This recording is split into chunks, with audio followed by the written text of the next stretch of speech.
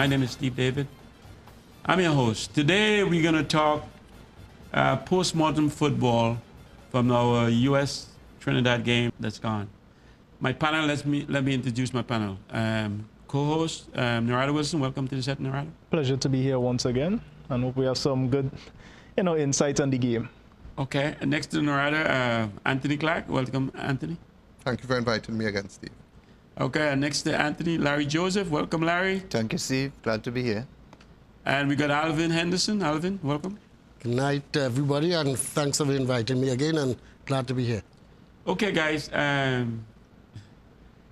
let's start with, I need to know you guys, give me a analysis. Let's do an analysis on the game, first of all, and then we can break it and dissect it into pieces, right? So barbershop discussion will be, let's get an overall analysis on the game. What do you guys think about the game? Well, let me start by, I said it was fairly good, reasonably good, but not good enough.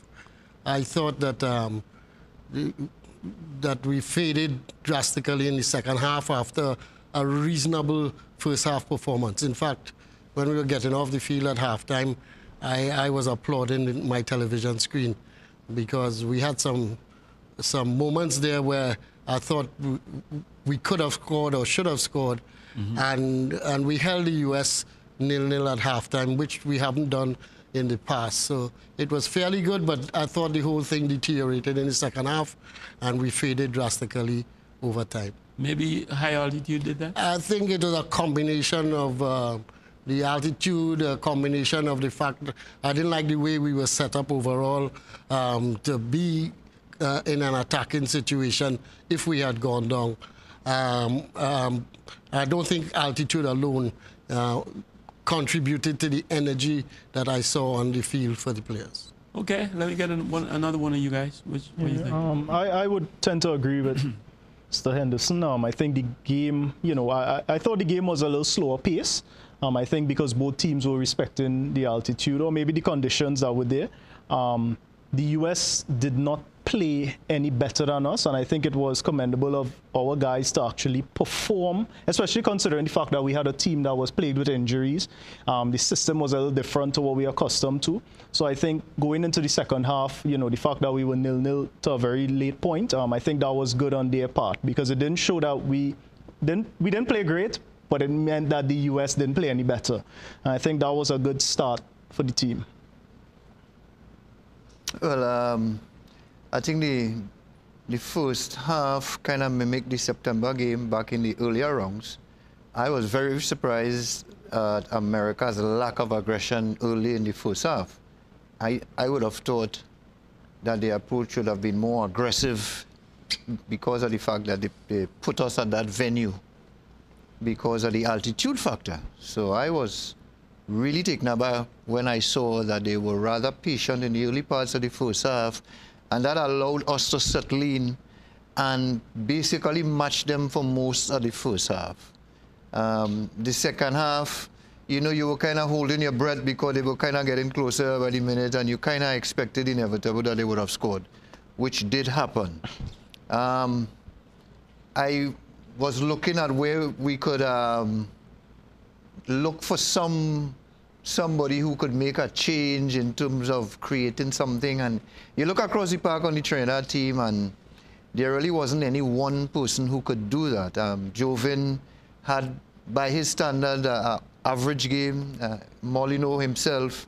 And so those are the two people you would expect who would create anything for us. And they having fairly quiet games, it meant then you had no idea where we would create something clear-cut. The captain did get a fairly free header in the second half. First half. That was the first half, yeah, sorry, first half. And I think if he had buried that, the game would have been different, definitely. It didn't score, and it went how it went. But overall, I expected the result. We predicted that the last time we were here. In terms of the performance, what can we take from it? Well, I suppose we will go into a little more depth as the program progresses. Okay, Tony? I want to start a little further back. I have to compliment the association for getting the team there way in advance and having a great week and a half camp. I think that was a good start in the preparation for the game. Prior to that, we normally get there 3 days before, 2 days before. So I think that is a welcome change for away games, that the team is there way in advance to acclimatize and so on. In terms of analyzing the overall game, I thought that we matched the U.S. well in spurts. As Larry said, I don't think that the U.S. were better than us, other than they, having scored 2 goals. Yeah. Both teams got chances, and the game could have easily been a draw or either one won by 1 goal. So it was a very balanced game in terms of opportunities and so on. I think the U.S., of course, showed more urgency. I don't know how much the altitude played a part of it. I have to disagree with them somewhat there. I don't think that I saw too many of our players breathing overly heavily and being out of breath. So, I'm not too sure about that. I just think it's, it was a matter of who wanted the game more, and the U.S. in the end showed that they wanted the game more. Right. I just thought it was a good crowd, a good evening to watch football. The crowd was good. The U.S. did exactly what we wanted. Sit back. So, and allow us to get into the game, in our game. So, and then it kind of picked up. So it was kind of boring for a little while, and then it picked up a little bit. And so let's try to dissect this game, maybe in quarters or in halves, and see what we think. Initially, there was a lot of, I thought Jermichael got his, you said nobody breathed hard. I thought Jermichael was breathing hard for a while. Well, he had reason to breathe hard. Okay, so he was overworked. Let's dissect it a little bit. Did we play the right formation? I thought. You guys think that to start the game? Angus had spoken about the possibility of playing. He liked the idea of playing Joevin Jones in a wide position and a 3 in the middle, making it a 5 when we defend, and then the wide men going forward into attack. And the wide, we had spoken earlier in earlier shows about we weren't getting our wing backs high up the field enough. I just said that I don't mind we playing a 3 and making it a 5, but I don't like our best attacking player being limited to having to run that flank and defend so much. I want Joevin Jones, who has all the abilities as an attacking player.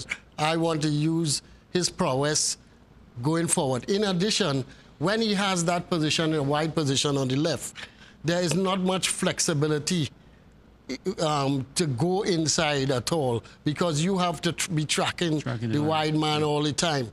And at a position where you're higher up the field, even if you are wide, high up the field, you can interchange and get across the middle and interchange with Molino and whatnot. And I think we lost that. Yes. We lost a lot of that in the game, and that was a huge part of our success, both under Stephen Hart and in the early part of the World Cup qualifiers. So I didn't like how we set up with the personnel, but the overall system I didn't mind too much. It's just that certain people I didn't think played as well in the system as they had played against Mexico.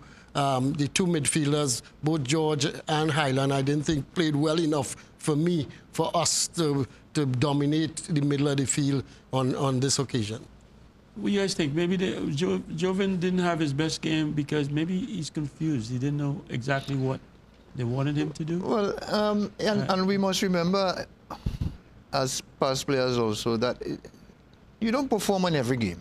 Exactly. As much as you would like to, and the expectation is always there from the supporters and fans, right? And to be fair to Joevin, you know, he he's been playing regularly. I think he played up to Sunday before the game. He was actually the last player to come in camp. You know, and so it's we have to give him the opportunity not to perform at the optimum in every game. You know, even though we rely on him so heavily.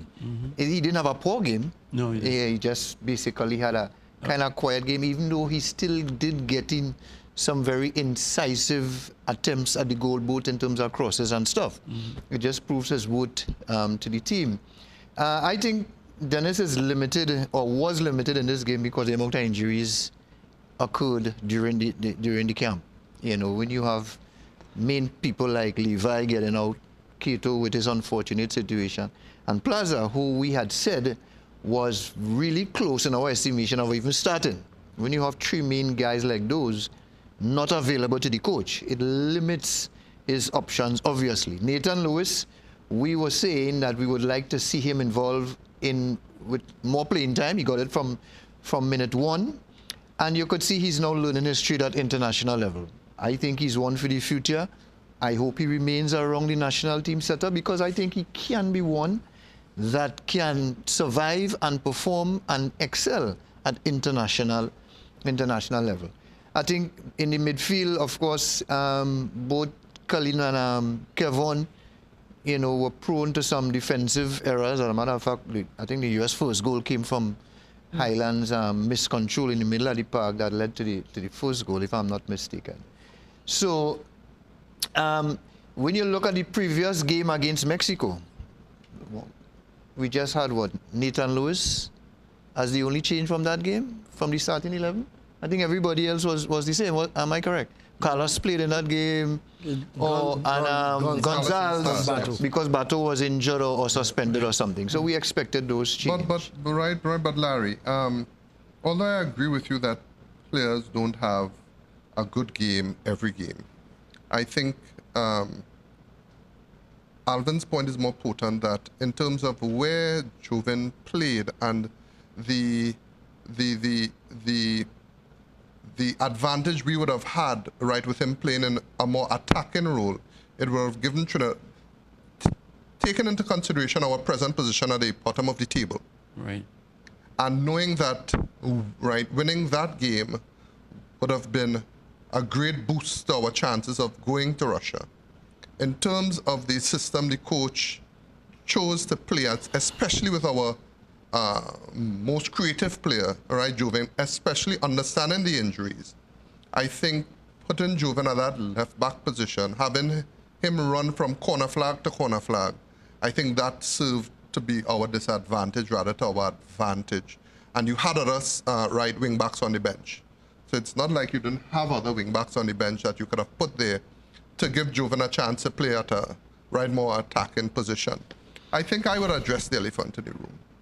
I think that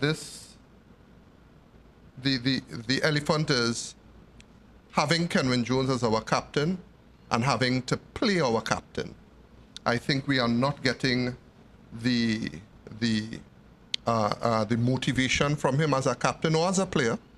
I think that if it is that we did not have him as captain, he may not have even started that game. And in that, we would have given ourselves more options, whatever options, to play the other players who are more energetic and who are more hungry for the game. I think that is where it starts in terms of analyzing how this performance started. Correct. My analysis of the game would be, I think, in the defense, I was personally displeased with Cyrus's performance. I know a lot of people have called for him to be a central defender, but I think he's actually, at most times, he's one of the better right backs, not for his crossing ability, but for the fact that he hustles a lot more. I think with that said, you sort of, when you put him on that side, he's one of those players that is usually on the toes or the heels of every other player that is coming down on his side.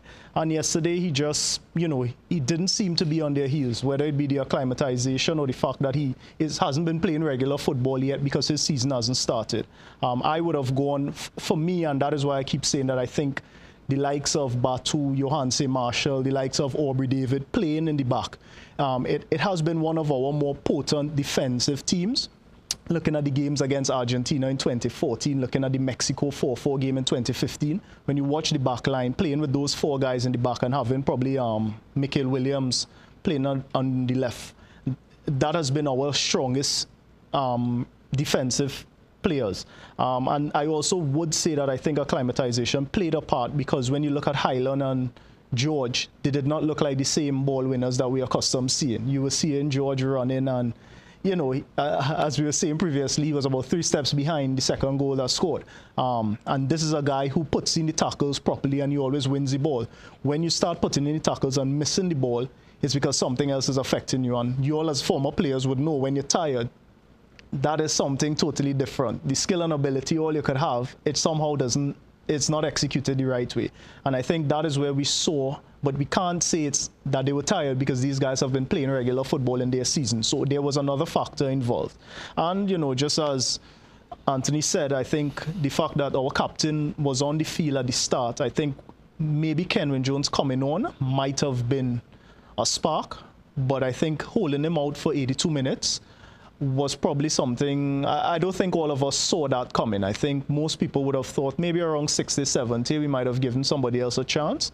But, you know, holding to the end, there was not much the substitutes could have done at that point in time. And I think that's something we need to address in the next coming games. So do you think the players look like very uncomfortable in the positions, some of them, in the positions that, like you said, Jovan, look a little uncomfortable in what he had to do? George might be another one, because he, like you said, he was very sturdy before and he's not. So maybe the system had, you know, this is the first time we've seen him play like this. Yeah, well, when you're playing in a flat back 4, and your wing backs are not generally going forward a lot, it's totally different when you have a 5 and the wing backs are going forward. When the wing backs are going forward, those 2 central midfielders who are deeper have to come across to the wide positions and cover cover a lot. And the second goal was an example of that. Pulisic was a 3rd man running, where George should have actually been out a little earlier, watching him. And it's a totally different situation where those 2 deep line midfielders have to cover for wing backs going forward. They have to be aware that it's going to happen and shift over to that side, either left or right, and they must do so quickly, or else they will be caught out of position on many occasions. And I felt that was happening much more in this game than when we played against Mexico, where it was tighter. Our wing backs didn't go. And they were able to then close it up in the middle of the field. But remember, we wanted our wing backs, we had said in our previous, we wanted our wing backs to be involved a lot more than previously. But I think we went a little too much in the second half at the expense of not giving enough cover to our defense in a situation where there's high altitude and the players would be getting tired. Let's take a break. When we come back, we'll continue on with the discussion on the system, because I do think our system had something to do with our lackadaisical effort that we give. Viewers, we'll be right back after a short break.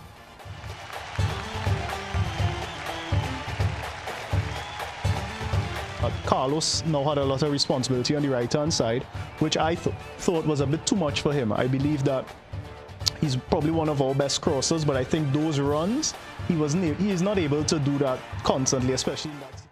Worldwide Safety Consultants Limited offers solutions to your immediate and future potential problem areas by providing you with a qualified team of safety consultants.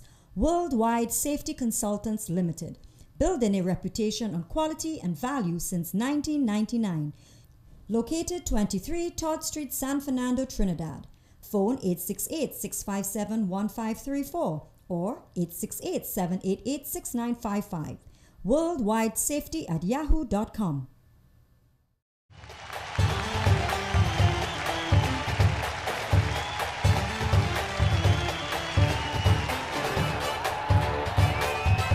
Okay, welcome back, viewers. Before the break, guys, we were talking about we didn't look very comfortable in the system.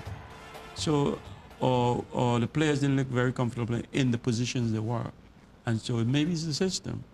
I'm sorry Angus is not here because he was calling for this 5 in the back with the 2 wing backs going and 3, and then left with 3-5 across the middle. And we didn't look like we knew what was happening. What do you guys think about that? I would prefer to start. Steve, as I said on the last occasion I was here, that a system is determined by the players that you have. And to play this system, it was necessary, or the coach thought it was necessary, to bring Jovin back at a left back position, which I thought was our major problem. Right.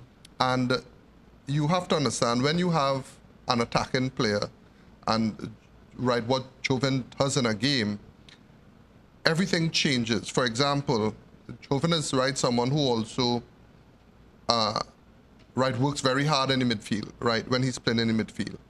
He closes down players when he gets the ball, and he wins a lot of balls in the midfield. We lost that as well in this game. And therefore, we were pinned back more in this game than we were in the Mexico game. We had a lot more opportunities in the Mexico game. We looked like we controlled the midfield in the Mexico game because although you have Highland and the other George in the midfield, they are not explosive players. They are holding players. And therefore, they are not hustling players that you would see them dart here and dart there. Jovin provided that for us in the midfield. And when he did it, they would come and close, and therefore it was an opportunity to win the ball. We lost that, and that's why we didn't have control of the midfield in this game. So yes, you are right that the system, in fact, not so much the system, but putting players to play in positions in this particular system that they were not accustomed playing, with the personnel that was there. And they were a little bit lost, right? Yes. Okay. Anybody else have any comment on that? I think we've grown accustomed to the 4-2-3-1 kind of system when we play in, with these guys having Kivan and Bukard or Highland playing as the holding midfielders, and then you have the guys spread across the top, whether it be Molino, Jovin and Kato, or whether it be Levi, and then Kenwin on top and the 4 in the back. I think what we demanded with the wing backs was that Carlos now had a lot of responsibility on the right-hand side, which I thought was a bit too much for him. I believe that he's probably one of our best crossers, but I think those runs, he is not able to do that constantly, especially in that situation. I thought maybe an Aubrey David, but we don't know the circumstances that led the coach to not putting him there. I think Aubrey may have been able to do a better job there. I also thought that with Cyrus lapsing a little bit in the first half, we may have been able to put on a Curtis Gonzalez, who's a little more of a hustler, and we saw it in the games that he's played before. He was able to hold up the team in the defense because Batu is that type of player. Batu is a player that puts his, blood on the ground, if we have to quote it that way. But I think the system really somehow affected. I don't put too much responsibility on Jovin because Jovin is used to playing that system with his club at times. The problem is it's different players, and usually he gives and he goes, and somebody to hold it and overlap with him if that be the case. Correct. And I think here, he just didn't have that. I think the only person, if we had to do a situation like that, I think we really miss Levi Garcia in that sort of situation because it's what he does at his club, and he does it sometimes. AZ switches him from left to right, and he's able to give you that one-touch play. He's probably one of the fastest players in terms of the ball at his feet. And if you're going to do that, I also think that the striker can't be too stationary. I think because if we're not having Jovian Jones, if we're having him running and not being able to run back, what we need is to have a striker that would move with him in certain plays. And I think in that situation, we may have missed a Plaza, or we probably should have had a Winchester or Botswain, who are running type players, to give Jovin that sort of options. So, Kenwin is not a running type player? No, he isn't. Oh. He isn't. That's what I'm saying for me. Despite all that we are saying and criticizing, one of the things that we must remember is that we came off the field reasonably all right at 0-0 at halftime. Up to the halftime, yeah. So, yes, we didn't look perfect. We didn't look as good as we felt that we could have. But we got through at high altitude, 0-0 at halftime. No coach no coach is going to change his defense in that situation. Correct. No. Agreed. So he's going to go and correct the deficiencies that he sees that may have been happening with Cyrus and the coverage and whatnot, but he's not going to change at this point in time. What we lacked is when we came on the second half and a goal is scored against you, we equalized on an offside goal again, and it could have gone either way, and it was very close. Yes, it was. It was very close. We equalized immediately. We didn't get that. And then we started to attack. What we lacked is we didn't get that punch coming from off the bench. One, because it didn't come, because it came too late. And the other, with the personnel in the positions that they came into. One of the things that Lawrence did, he switched sides and went to a back four. He switched Edwards on the left side. Correct. He went to a back four, and he tried to get a second forward up into the closer to goal. Second attacker, Winchester, closer to goal, but it didn't work. In the 5 system, you can do that as well. You can stick in the 5 and stick an extra forward up and play in a 3-5-2 system. 3-5-2. And I thought that is what he would have done, but he went completely back to his back four, shifting Carlos over to the other side, pulling Jovan Jones off for possibly the fact that Jovan was tired. So here you've played your best player, you've played your ace in the hole early o'clock in the wrong position, in my opinion. Yes. He doesn't give you the whole game. You have to pull him off because maybe fatigue, he's tired, and he can't give you the punch up front because you're 1 or 2 goals down in the last 20 minutes. That is where I felt we went wrong second half. You have to remember, Dennis is by nature a defender. And when you become a coach, you don't suddenly become an attack-minded person. So I think Dennis is always going to think defensive first and foremost. That's why you will see more adjustments at the back if he's making adjustments. I agree with your assessment of it, and I believe his approach going in would be, let's see if we could hold and contain for the first 45, and then give us more options after the halftime in terms of how the game progresses, in terms of the results at the time.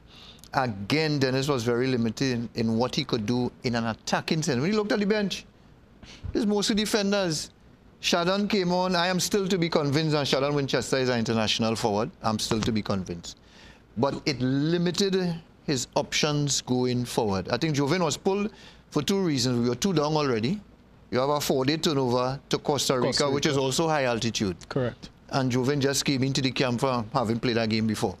So you wanted to conserve him because, again, I don't see much changes going forward to the other game. So he had to now manipulate his 13-man squad, so to speak, man management in terms of time and the legs and stuff. Right? But I agree with the doc. He didn't get what he expected out of Jovan, whether it was because of his position. Well, that's what we're debating here. But at that point, when he took him off, it was 2-0. Nobody expected us to score 3 goals to win. So he needed to take him off to conserve his energy. What about trying to get a tie, a draw?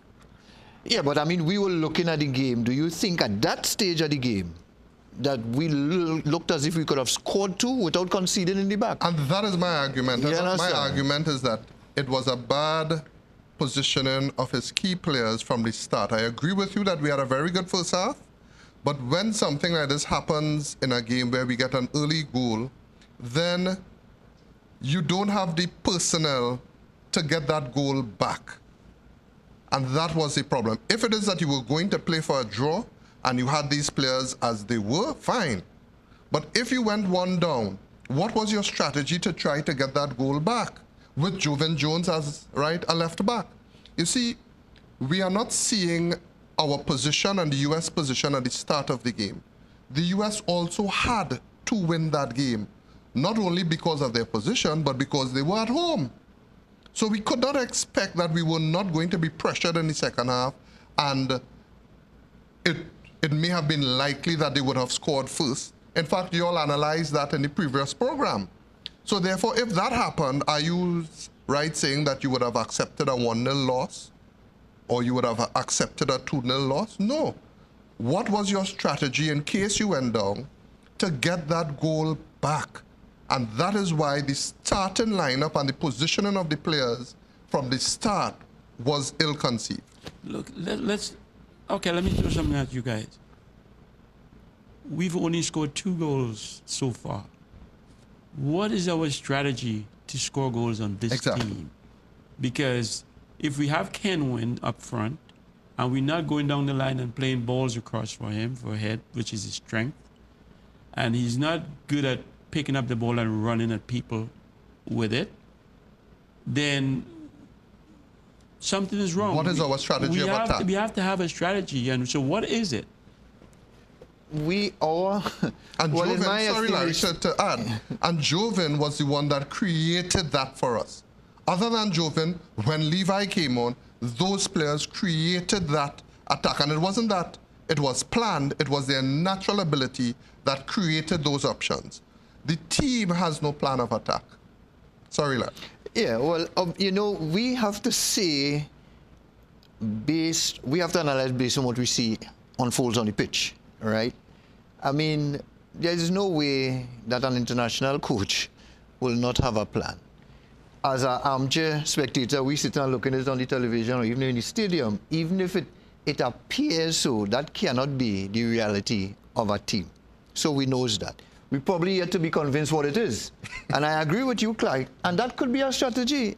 The coach could say to himself, the type of players that I have, one of my attacking options is the natural ability that the players that I have. There's nothing wrong with that. Right. No problem. But you understand what I'm saying? Taking a natural plan, put him in a defensive role. Well, we zeroing in on Jovin Jones. Yeah. I don't want to zero in on Jovin Jones, but as concerned, we're talking about where do we get goals from, where are our options. So we need to expand from Jovin Jones and go to other players. With Kato being out for that reason, Plaza as an option because of, and Levi Garcia. Then, of course, when we're talking about attacking and creating, you've lost 3 main players in that category. I mean, how can a team like Trinidad and Tobago afford to lose 3 players of that attacking quality? Remember, you're in a camp, you can't just take up 3 replacements and bring them in. And you agree on my point, Larry? Yeah, so if you have lost those 3 players, the 4th one that gives you that attacking, right, creativity, you put him in the back. No, well, okay, I'm not arguing where Jovin played. All right, Steve asked the question of what our attacking options to score goal. He mentioned we have only scored 2 goals. Now, we have never scored heavily at international level anyhow. Most of the times, we usually punch in above our weight more often than not. In this particular group, we probably just have Panama, to a lesser extent Honduras, who we could say we could go match toe-to-toe. The other teams, we really had to be on top of our games, and somebody has to have a flyer for us to even have a chance of winning. You understand? So that we are not going to come off a no game at World Cup qualifying level at this stage of the X winning 4-0 or even 3-0. That will never happen. You don't want with this group. Yeah, that's what I'm saying. Okay. So we have to look at that and know, listen, this has to be discussed among the team and the staff. Hey, in 90 minutes, we may get 1 clear-cut chance against these oppositions. So why? So you understand? You have to work out where the opportunity may come, whether it's through crosses with the speed of the flankers, whether it be Kato or Jovin and crossing. That needs to be worked out, as the case may be.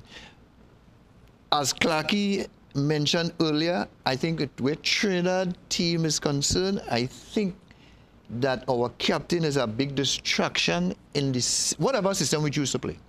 Because with him being on the field, he becomes the focus of attention in going forward. But let me jump in there. If the captain is on the field, which he is, why not use him to his maximum strength? Right. Which is, and is supposed to be, target man, back to the midfielder, down to a wide creative midfielder, cross the ball, which he often is. He's late. You don't get there in time. He doesn't get there. He's late. But that is the strategy with a big target man like that. You play up to him, he holds it up, which he can do reasonably well. He did it a couple of times in the game. Other people can join in and come out from the back, and especially your wide forwards can start getting inside behind people's backs so that Molino could thread the ball through them for them to come onto, or into a wide wing back coming on an overlap. Cross could come. I think we have to look at to highlight what are the goal scoring tactics or mechanisms. I think we have to just look at how the team is being divided today. Every time you would have just said defenders, midfielders, forwards. Today we always put in attacking midfielders, and that's where most of our goals are coming from. They're coming from when Levi Garcia featured in the game, I think in Barbados. He had about 2 goals there. We had Kevin Molino in one of the tournaments that played in Trinidad. Kevin Molino had scored about 3 or 4 goals. We had Jovian Jones. We had, so the ball is usually Kenwin playing it off to somebody to run onto it. I wouldn't say so much Cato, because we have Cato taking the ball down the line, but the crosses sometimes never really come in. But I think that is where our goals have been coming from for the last couple of games. It's spread across the attacking midfielders. Unfortunately, yesterday, the game against the US just didn't afford them enough opportunities. But I think that is where our focus has to be. Regardless of who the players are, if we're going to go with our captain being the focus point, it needs to be the attacking midfielders. But we need to have a formation that affords more attacking midfielders closer to Kenwin. And I think what happened with having the wing backs, they're not as close because they have to preoccupy with going back. But when we played with the 4-2-3, we have 3 guys who are right close to him. Well, in today's game, because I'm talking about as a striker, you get a license. There's one guy up front, so you have a license to hold on to the ball and run to people. A license to dribble as much as you want. I would have been loving myself. That's right. A license to dribble, a license to shoot. Because I've got a free license to run. But you can't. You can't. But if you can't do who doesn't have the technique and ability to do what you are not equipped to play. Exactly. Kenwin Jones is not a dribbler. Yeah. Forget it. And he can't run. He cannot run at you and dribble you. As a matter of fact, there was an incident in the second half where he picked up 140 yards from the goal and started to run at the defenders. Correct. And when he reached on top of the box and he was confronted, you know what he did? He made an errant pass to a US player. Yeah. You know, That's the goal, you know. You know, so that's that's when the US scored. So you have a striker who is limited in what he can do. I have no problem with that. I mean, if that's how he is, that's how he is, right? But you have to play him to his string, as the doc is saying. There's some scenarios, like I described, where he's not going to be progressive because that's not where he's strong. Okay. Remember, we were saying in the previous program that maybe we could have had a different approach at the forward line with maybe a Willis Plaza. That option was taken away because he became injured, right? But obviously, I agree at international level. If he is the focal point, then the coach have got to devise a plan to get him involved, whether it's be as a distraction, which he usually is because of his size, and get other people involved, which has happened because, as Narada has mentioned, if you check the last 8 or 9 goals we scored, he probably contributed maybe 1. The rest came from players behind him. You understand? But that has to be something that has to be worked on and trained. And then sometimes what we tend to forget too is that we're not playing against cones, you know. You're playing against opposition whose players may be technically better than you and maybe a little fitter than you. And they sort of nullify you when the game is on. So we have to also factor that in. The opposition. And then we'll always look at the possession. I think at the end of the game it ended up like 54-46 in terms of the USA, which meant that for 54% of the time, Trinidad and Tobago was chasing the ball and trying to win it back. And those are factors that we must consider when we're doing our analysis. Okay, so let's take a break. When we come back, we will talk about whether the U.S. has put us back on our heels in exactly what you're talking about, maybe how they play it. Viewers, we'll be right back after the short break.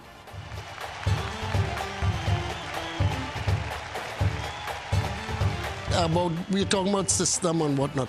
One of the things I liked about the system that we played the other night, last night, was the fact that we had 2-man markers. Worldwide Safety Consultants Limited offers solutions to your immediate and future potential problem areas by providing you with a qualified team of safety consultants. Worldwide Safety Consultants Limited, building a reputation on quality and value since 1999. Located 23 Todd Street, San Fernando, Trinidad. Phone 868-657-1534 or 868-788-6955. worldwidesafety@yahoo.com.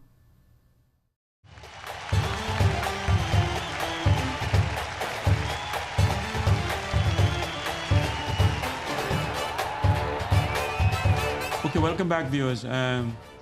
Hey, before the break, we were talking about maybe the U.S. is the ones that put us back on our heels and made us play the way we play. You guys think so? Well, let me just finish the point I was making and give the other guys a chance. The America did not play as well as they could last night. No way. I mean, if there was a good opportunity as any in other past encounters with USA, that we could have snatched maybe a win, I thought was based on USA's performance last night, which was not a really good performance overall. You understand? But maybe it had something to do with the reputation and the altitude and the mindset of our players. Nathan Lewis in the second half, he has the type of game where he's a dribbler and he's a confident guy. And there was a particular move in the second half where he took on the US wingback and ended up dribbling inside the 18-yard box and got in and was blocked off by a covering defender. That was the mindset we needed to see more consistently over the pitch, across the pitch, over the 90 minutes, right? But again, when you look at the personnel, he was the only person, together with Jovin, who could give you that type of option, right? It didn't happen frequently last night, and I think some of our players picked a bad night to have an average game, and that's how we ended up with the performance we ended up with. I have a little concern with some of the things that that are being said. First and foremost, when I was a national and international player, I never went into any game thinking that I was less than the opponent. Right. And me saying that we are always coming from behind and the US is this and Costa Rica is that, then we have lost everything from the start. And if it is that I'm going into a game and I think that I have an even keel, the system last night and the positioning of players last night did not indicate to me that the coach was going out there to win this game, or at least give the US some problems to win this game. Let us look at the history. Kenwyne Jones's performance over the last 10 to 15 games has not changed. The Mexico game, he gave Sterling some energy. It looked like he had some energy in the first 20 minutes of the game, but other than that, he went back to being the same player. Kenwyne Jones is not someone who is going to take us to the World Cup. He's not that striker that could put away half a chances. He has to get a chance and a half to put it away. And with that said, we then have now to look at other options of how we can get to Russia. Is it that we're just competing in the hex to say that we competed? And if that is not the case and we are really trying to get to Russia, then we have to look at different options, use different players, try different things. You cannot leave Kenwyne Jones there all the time and expect that he's going to give you a different performance than he has given you for the last 3 years. And that is the problem. The coaches come, we have some maybe bigger-than-life players with some personalities, and they have to play and they have to be the captain. That is the start of our not progressing any further that we have progressed. Kenwyne Jones at this stage needs to be either on the bench or off of this team for us to see something different. You cannot do the same thing over and over again and expect a different result. This is the results, these are the results that we have been having with Kenwyne Jones as the striker up front and as the captain. They are not going to change, people. You're saying Kenwyne is the Achilles heel in our team? That is the Achilles heel because he is the #1 striker. He is the captain. He's supposed to be the motivator. He's supposed to lead right with his performance. He's supposed to lead. Okay. What would you- Steve, let me jump in and say, and I keep saying again, I won't go over, Kenwyne Jones again because people have heard my voice about Kenwyne Jones for the last 2 years or so. But I would say, and I just want to make this point very clear, Kenwyne Jones doesn't pick the team. Correct. Right. Correct, Alvin. He doesn't pick himself. Correct. Right. He goes out to try and give the performance, the best performance that he can. Right. And if it doesn't come up to scratch, he doesn't pick himself in the next match. Correct. Right. So that's where that has to be corrected. Right. One of the things about, we're talking about system and whatnot. One of the things I liked about what the system that we played the other night, last night, was the fact that we had two-man markers and then a sweeper. Because Bato was often very free. Altidore, which Trinidad has always had a problem with closing down Altidore. Altidore was taken care of. And Dempsey actually had to drop deeper to get away from Cyrus. And in fact, sometimes Cyrus went a little too far going after him and messed up the formation. So I like that. I like that because Trinidad teams in the past, when we have played a flat back four, we don't seem to give enough cover. We don't seem to give enough cover, and forwards always, especially the U.S., are always running behind our backs and getting chances on goal. But I see the U.S. was playing all kind of balls through us and only collecting. Second half. Second half, of course. Boom, boom, boom, and they was picking us apart. And it seemed like we were playing a zone in defense. And if you notice, the timing of some of those incisive passing is at the time of the game when they expected that the legs of the Trinidad players would start to give in, and they would be the half-second slower and a half-yard slower and those sort of things, right? And of course, having conceded a goal also, then the Trinidad approach would be a little more different too. They will find gaps and spaces starting to open up on the pitch, which normally happens in a game, right? So America expected certain things to happen at certain times of the game. Let's put it this way, because I listened to Bruce this morning in his report and with the reporters and them, and he mentioned that. So that is what they sat and discussed. He expected the Trinidad players to get tired as the game wore on. Those were his words. Those were his words. And so he said, just as they predicted, it started to happen, and he was talking in relation to Pulisic getting a little more freedom and space to run and score the 2 goals and that kind of stuff. So that was part of their strategy. You understand? Well, how is that any different from any other player from the opposing team getting tired and more weary as the game goes on? So right, it's different, Clarky. Hold your point. It's different, and I'm just showing this to add to what you say. It's different if the opposing team doesn't now turn around and try to do the same thing.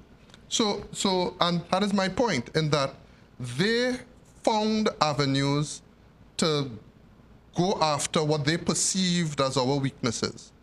And that is what I've been asking in terms of our system of attack. What was our strategy in terms of their weaknesses, and is it was that we had Kenwyne there and by some miracle he's going to score for us? What other than that did the game last night show, especially in the second half, that we had a plan of attack to equalize or to win this game? And that is where the strategy and the structure of the team and how it's playing right now is worrying to me. Yeah, but Larry's talking about was talking about, because my thing was, how can they be knocking balls through and then it's a mind game. After we start, he's saying we started to get tired. That's the thing. And they expect us to get tired. And then we don't have the combative mindset to fight off tiredness. What I mean is, I'm playing up front and I'm a goal scorer, and I am dead tired because I just made 2 hard runs. A ball comes to me now for me to take one person on to score. Tiredness. And you don't have it. Tiredness go out the door. Window, out the window. No. However it goes, I don't know. It shoots out my body. No, I'm free. I'm going to go by you. I'm going to put it away, and then I'm going to find time to get tired again. That's what we're talking about. And You That probably was- should, Right, and- you probably and should have Steve, suited you're up right, last and- night, Steve. Huh? You should have suited up last night. no, but that is what I'm saying. I'm saying that the best form of defense is what, Alvin?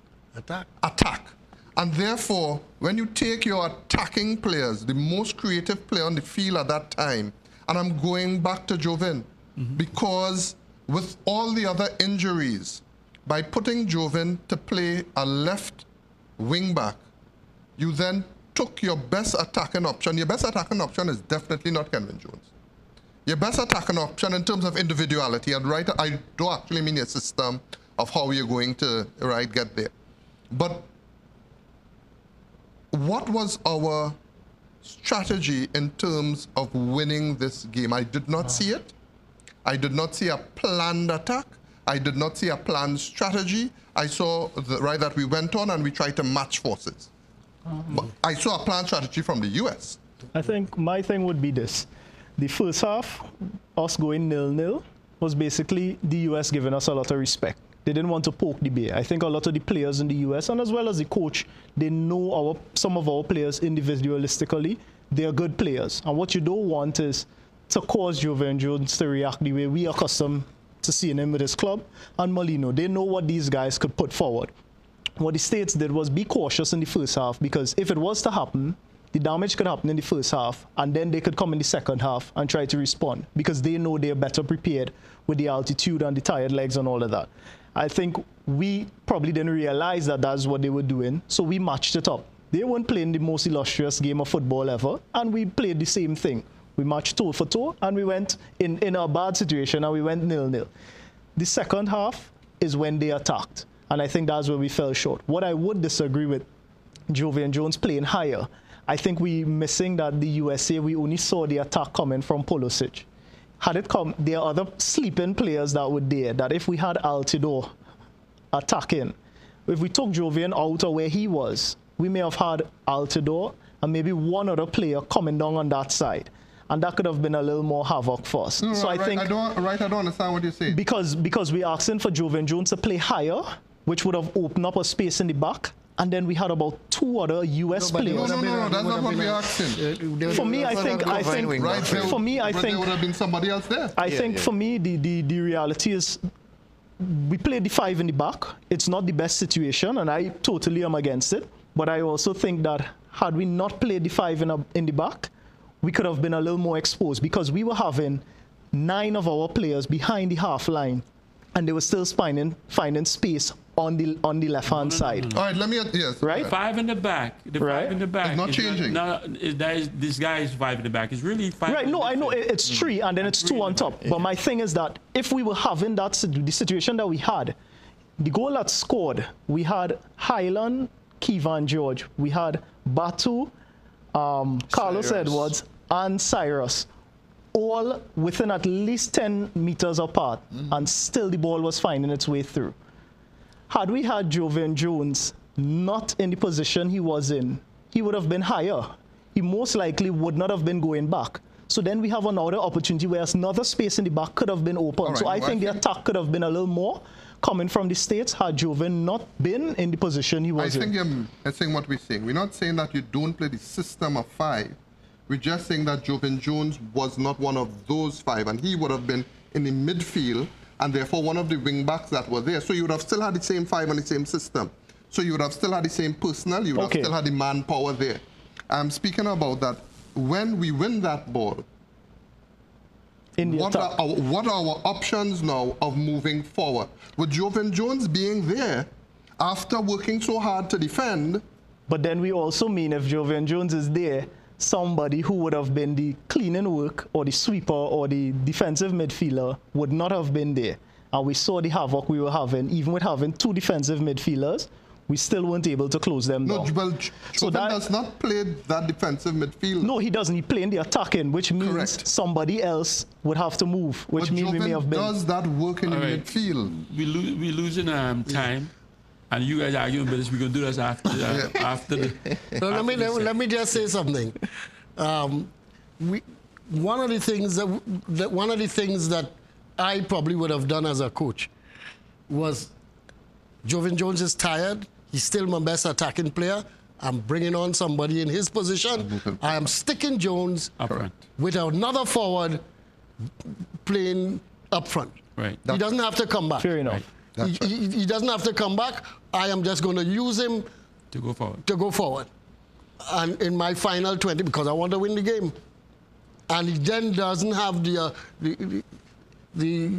doesn't have the job to run up and down. I would have used him in a different position and probably even switch Molino to a wider position because he wasn't as effective In the middle. center. As Correct. So I Okay. keep Molino on, stick Jones up front, take off Kenwin Jones, and go with 2 forwards for the final 15 minutes. Okay, Larry, closing remarks. You have 1 minute. Closing remarks about the whole game. Well, the result is already in the books. We can't do anything about last night's game. We have the Costa Rica game to look forward to. I am not terribly optimistic because of the fact that we're going with the remainder of players who played. So it means that our options still are very limited. But I hope for the best. I think after the Costa Rica game, we'll have a clearer picture as to where our Russia progress stands. I'm hoping that we're still in it after that game. And you guys think we still have a chance? I am saying that 4th place is what we had planned from the start. We are still in the mix to get 4th place. We are playing against Panama and Honduras. All the others the barn door has been open. USA, Costa Rica, and Mexico are through. We're playing for 4th place. Okay. Okay, guys. We come to the end. Viewers, we come to the end of another edition. I want to thank ACTN for giving us the opportunity. I want to thank you, my panel, for giving us all this good insight. I appreciate you guys so much. Thank you so much. Also, viewers, thank you for tuning in every Monday night at 8 o'clock. We do have a Facebook page. Check us out. And we do have an email address. You can drop us a line. fieldofdreamstt@gmail.com. The show is ended. Go in peace. My name is Steve David. I'll see you next Monday night. Good night.